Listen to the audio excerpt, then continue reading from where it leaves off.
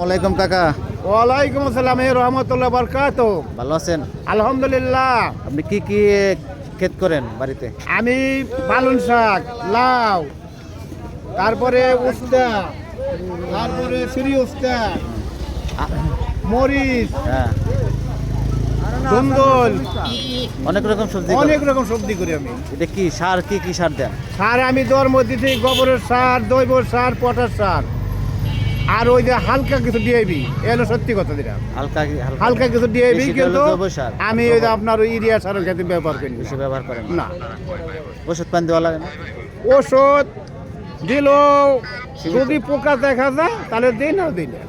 আপনার বাড়ি কোথায় পড়ছে? বাড়ি এলো এই জমাদ্দার বাড়ি, এই যে ব্রিজের লগলে। ব্রিজের সাথেই বাড়ি। হ্যাঁ, আমার নাম আব্দুল মালিক জমাদ্দার। আচ্ছা, তা ভালো থাকেন। আলহামদুলিল্লাহ, আপনি ভালো থাকেন। আলহামদুলিল্লাহ। কাকাই বলতেছে এখানে যে শাকসবজি সে ফলায়, এখানে বেশি একটা রাসায়নিকযুক্ত সার এবং কীটনাশক ব্যবহার করে না। জরুরি যতটুকু প্রয়োজন ওইগুলাই ব্যবহার করে, জৈব সার বেশি ব্যবহার করে। খুব সুন্দর পরিবেশ, আলহামদুলিল্লাহ। এ হলো আমাদের চৌরাস্তার মোড়।